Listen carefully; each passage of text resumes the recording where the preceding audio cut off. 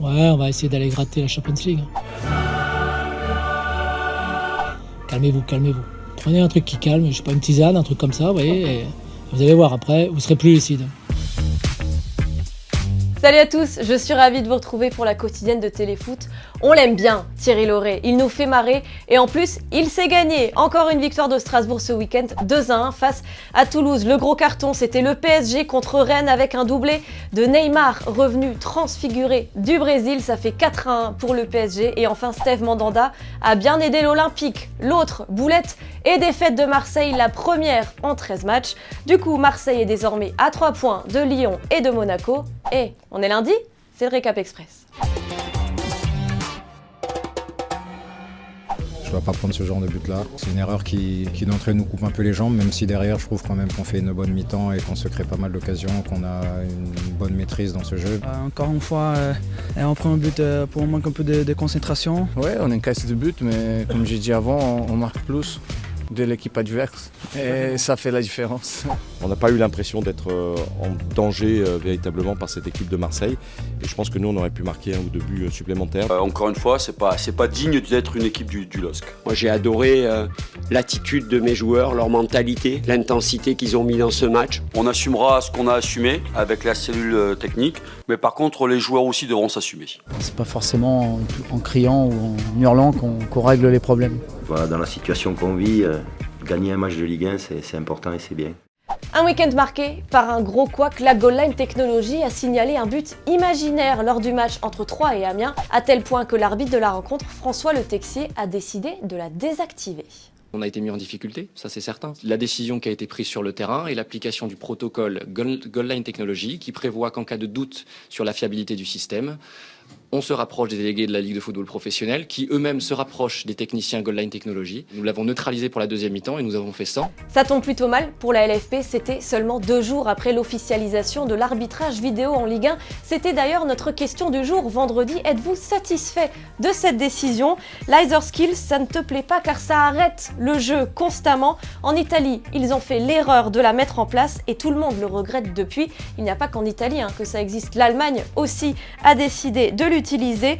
Blue Glasses, toi, tu es plutôt content. Certes, tu estimes que ça peut casser le rythme, mais tu penses aussi que ça peut éviter des grosses erreurs d'arbitrage, des erreurs qui peuvent parfois changer le cours d'un match. En Italie, la défaite surprise de l'Inter Milan à domicile fait les affaires de Naples et de la Juve qui en profitent pour grimper au classement. Seulement 2 points séparent ces 3 clubs. Notre international, Blaise Matuidi, a d'ailleurs marqué pour la première fois ce week-end sous les couleurs de son nouveau maillot. Cela valait bien un message de félicitations de son supporter numéro 1 qui visiblement lui aussi aime beaucoup ces nouvelles couleurs. C'est trop mignon. Alors, qu'est-ce qu'il y a mon fils? Qu'est-ce qu'il y a? Eh, il est où le fagnon? Il est où? Il est où? Il est là? La Juve, c'est d'ailleurs l'objet de notre question du jour. Pensez-vous qu'elle puisse conserver son titre cette saison? J'attends vos réponses dans les commentaires. Si elle parvenait à le faire, ce serait le 7e titre d'affilée, c'est-à-dire aussi bien que l'Olympique Lyonnais des années 2002-2008. C'est la mi-temps dans la quotidienne, je vous emmène en Tunisie. Ce journaliste avait invité 2 ultras sur son plateau pour débattre de la sécurité dans les stades. Visiblement, elle laisse un petit peu à désirer puisqu'on arrive encore et toujours à faire rentrer des fumigènes. C'est pas à la télé que ça pourrait arriver, non monsieur. Oui, avec les VS. Claro, oui, avec les VS.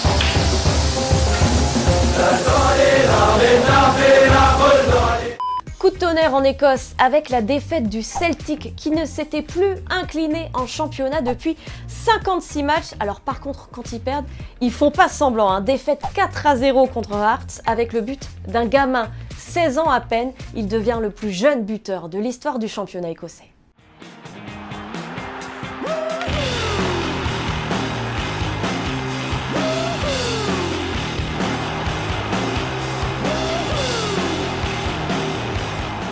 Et en Espagne, pendant que le Real Madrid célèbre sa 2e Coupe du Monde des clubs d'affilée, le Barça continue à dérouler en championnat, victoire 4-0 contre le Deportivo La Corogne. Mais la stat du match, c'est le chiffre 3 3 comme le nombre de poteaux touchés par Lionel Messi au cours de la rencontre. C'est la deuxième fois de la saison qu'il parvient à réaliser ce triplé en bois. Et d'ailleurs, il détient le record en Liga, 77 poteaux touchés au cours de sa carrière. Répète ça, Cristiano. C'est la fin de la quotidienne. Merci à tous de nous avoir suivis. Comme d'habitude, on like, on commente, on partage, on se quitte évidemment en images et en musique. Psst, Henri, si tu mets ce but, tu deviens champion de Colombie.